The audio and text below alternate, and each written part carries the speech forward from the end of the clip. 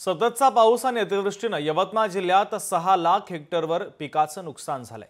आता उरली सुरली सोयाबीन काढणीला सुरुवात झाली, मात्र नवीन सोयाबीनला हमीभावापेक्षा 500 ते 1000 रुपयांनी क्विंटल मागे कमी भाव मिळतोय। यंदा शेतकऱ्यांच्या घरामध्ये सोयाबीन येताच व्यापाऱ्यांनी सोयाबीनचे भाव पाडल्याचा आरोप शेतकऱ्यांनी केलेला आहे। पाहूयात।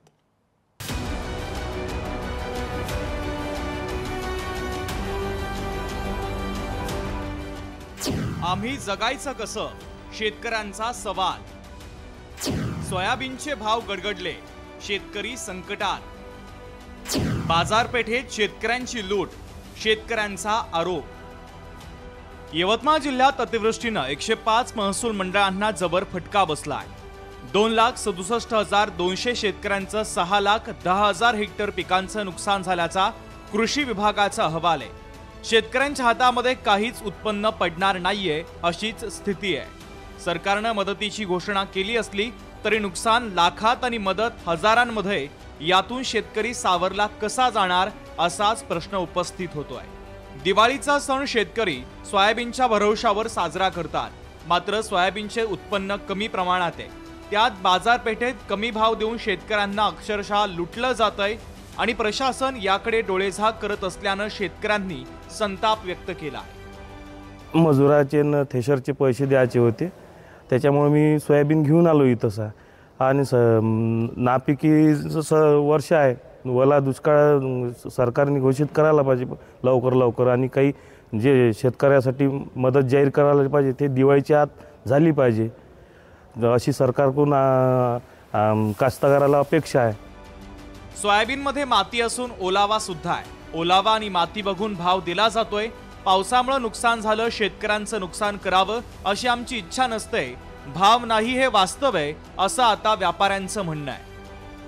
भावाची परिस्थिती अशी आहे, व्यापारी भाव देतात, मालाचा भाव जो त्यांना जो कंपनीकडून आदेश असतात का प्रत्येक हिशोबाने जो माल पाहिजे नसते तो त्या हिशोबाने भाव करतात, दुसरी काहीच नाही। कारण माल पाहूनच ते भाव देतात, असं काही कास्तकाराचं नुकसान करण्याची त्याची दृष्टिकोन असतो। कास्तकाराला जो भाव मिळत आहे तो माल पाहून भाव मिळत आहे, कारण मालाची आणि भाव वरच्या लेवलवर जे भाव नाही आहे।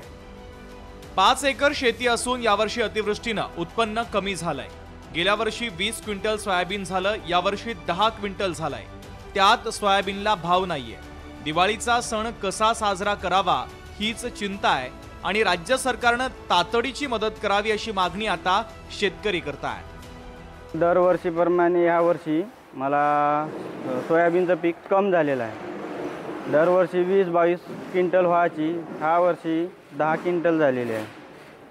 त्याच्यात म्हणजे आमच्या भाव नाही सोयाबीनला।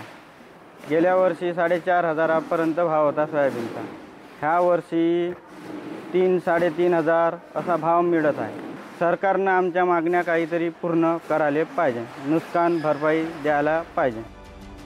अतिवृष्टीचा जबर फटका बसल्यानं शेतकऱ्यांचं अक्षरशः कंबरड मोडलंय।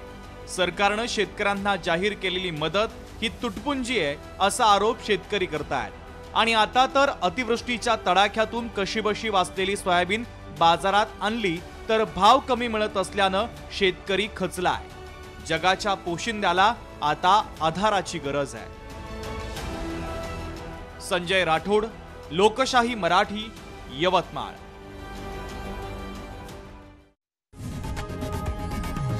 लोकशाही मराठी, ऐका, पहा, जागरूक रहा।